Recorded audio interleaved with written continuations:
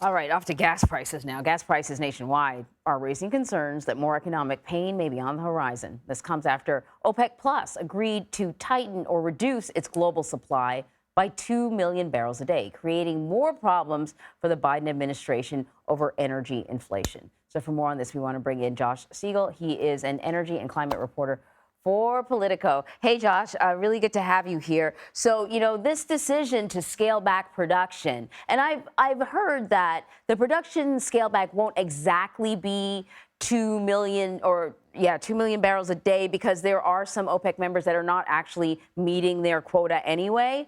But the Biden administration is certainly pushing back on OPEC Plus after the group announced its largest supply cut since 2020. Could this decision backfire on the U.S. and Saudi Arabia as they try to build some sort of relationship? Yeah, no, I mean, this looks like a key point that will determine kind of the future of the relationship. We know that Biden took this kind of very risky diplomatic outreach. He took a trip to Saudi Arabia in July, where he sought to have the Saudis increase their oil production. They indicated that they would, at least somewhat, for a few months, and they did. But now they're coming back and saying, like, this isn't personal against the U.S. or Biden. They're saying that the oil prices have fallen all summer, and that's led to gasoline prices in the U.S. falling as well. And it's just at a level that they feel like they can't balance their budgets, and they're concerned about a looming recession, especially in Europe.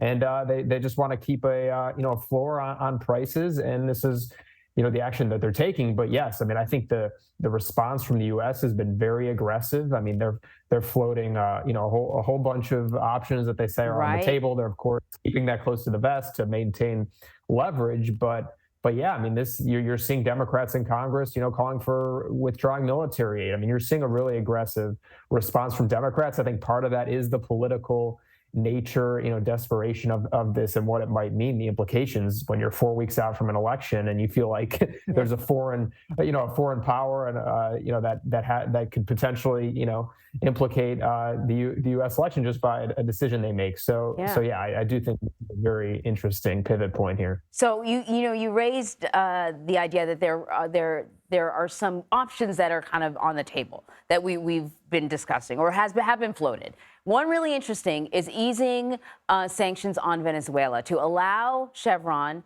to go in there and pump out more oil, and also, possibly releasing more oil from the strategic reserves. But my question to you is, can Venezuela and whatever we could additionally release, would that be enough to make a difference? Yeah, I don't think it would be, at least in the immediate term. I mean, Venezuela's oil infrastructure is really in disrepair. I mean, it's been a long time since they were able to produce at the level that their reputation. I mean, they were once one of the biggest producers in the world. It hasn't been that way for a long time, thanks to U.S. sanctions, but also corruption in their government and lack of funding of their infrastructure. So, I mean, some analysts say that if you ease sanctions if you combine Iran and Venezuela, we know Iran, there's the Iran nuclear talks, and that could free up maybe a million barrels a day, but that's not the 2 million that OPEC is saying that they're going to cut back. So yeah, I mean, to expect some immediate relief, I think, is unrealistic. I mean, Venezuela alone, you're looking at maybe 400,000 barrels a day in a matter of months to a year. But that's not nearly enough to offset what OPEC's doing.